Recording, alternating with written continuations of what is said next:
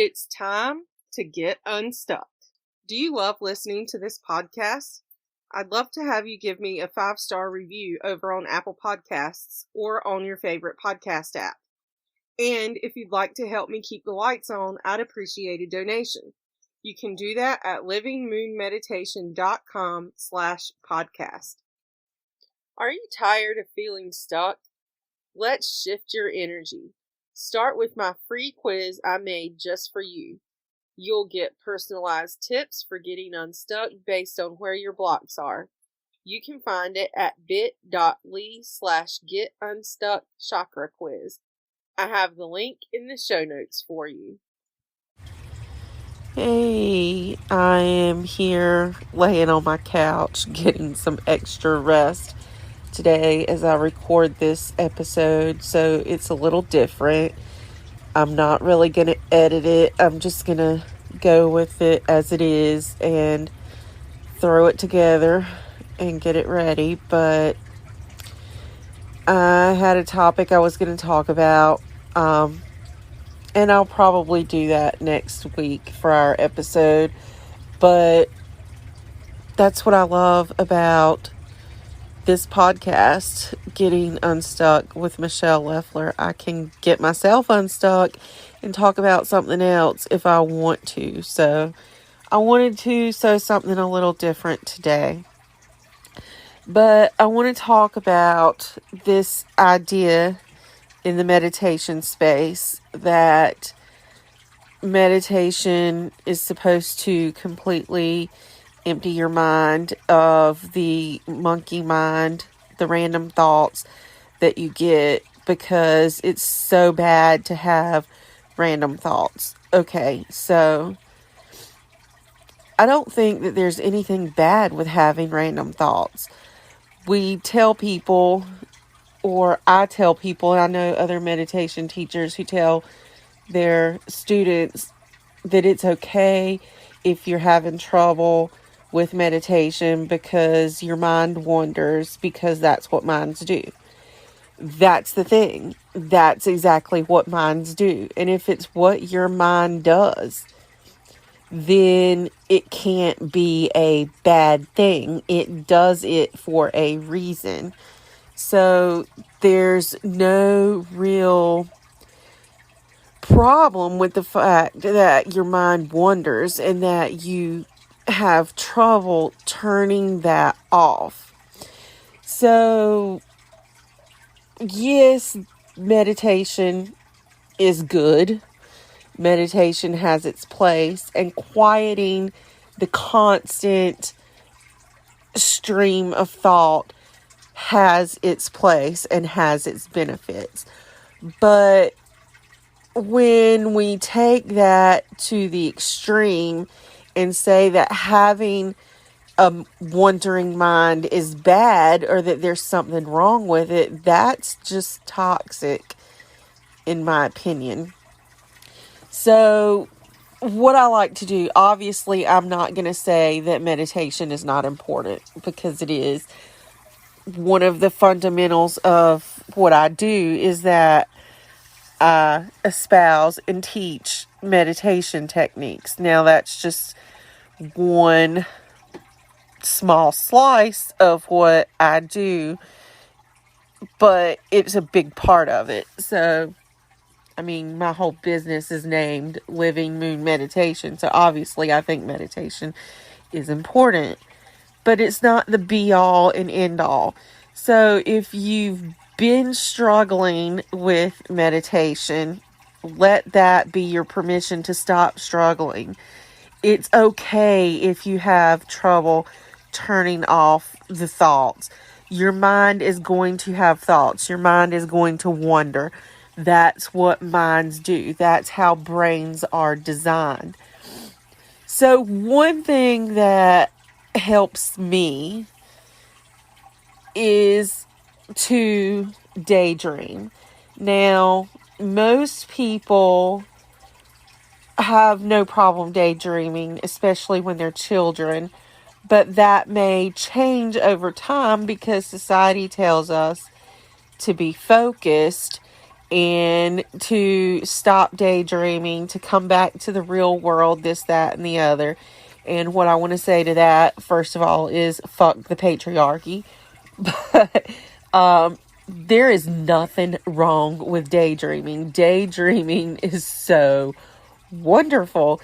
It's like, to me, it's one of the best things ever. So instead of trying to stop daydreaming and focus, because there are times you do need to focus. I mean, that in and of itself is not the patriarchy, okay? There are times when you have to focus on what you're doing.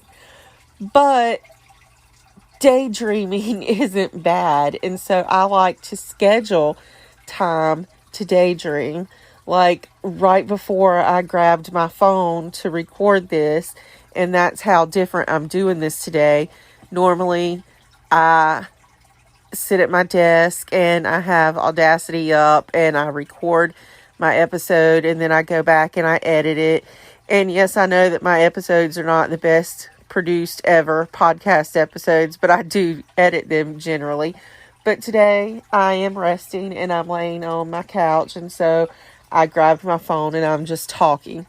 But before I grabbed my phone and just started talking, I was laying here daydreaming, and I just got so many ideas of things I want to do, and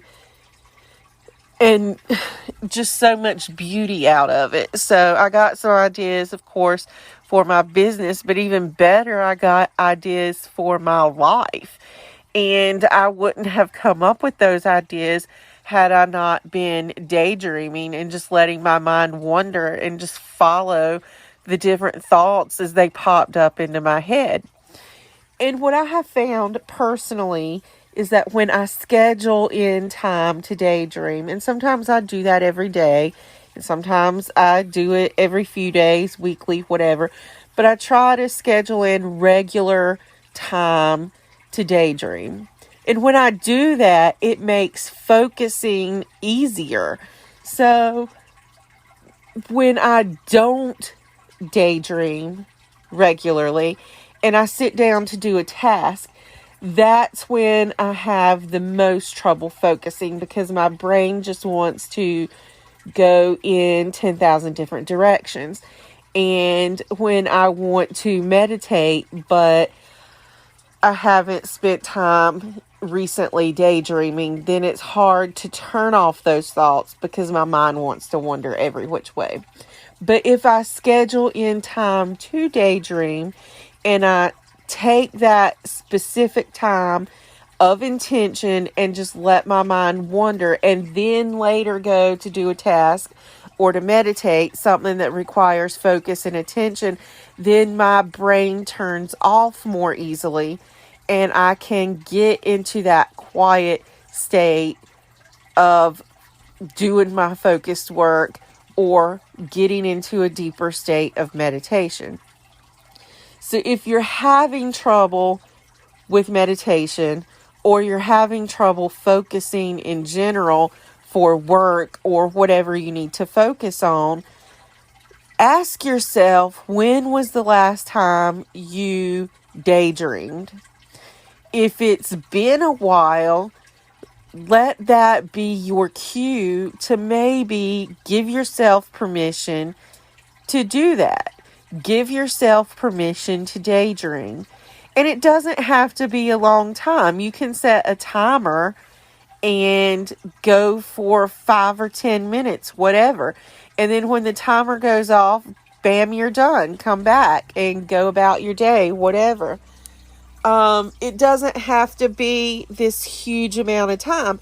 It might even be more beneficial for you if you have lots of short moments that you allow yourself to daydream. If you can fit in 5 minutes here and 8 minutes there, that might be better than trying to schedule a 30-minute daydreaming session into your day. So just give yourself the permission to let your mind wander, to let your thoughts come and go as they please. a time where you're not actively trying to fight that. And then when you do that, see if that helps you with your focused meditation sessions. When you do want to quiet the thoughts, you might just find that you're having less trouble quieting your mind after you've allowed it to do its thing. Because again, that is what the brain does. The brain, the mind, it's designed to wonder and to have thoughts. That's where inventions come from. That's where novels come from. That's where all these things of beauty come from. They come from our imagination. No artist ever said, I'm going to turn off my thought and focus on this canvas and see what I produce. It comes from imagination. Same with a novel. No novelist sits down and turns off their imagination and just gets a novel written. It takes imagination. It takes thought. It takes allowing your mind to wonder. And so just give it a try and see what happens. And I guess if you don't like this idea, if you think it's total bullshit, then you can just, ignore it. But why not? Everybody enjoys daydreaming. I guess there's somebody who doesn't, whatever, but, in general, people like to daydream, like to get lost in their thoughts. So give yourself permission to do that and see how it improves your life. Thank you so much for listening to this episode of Get Unstuck with Michele Leffler. It's truly been my pleasure to talk to you today. If you like this episode or you think it will be useful for someone else, please consider leaving a review on your favorite podcast app. If you've got any questions, send me an email to hello@livingmoonmeditation.com. Here's to getting you unstuck so you can be grounded, joyful, and energetic. See you next time.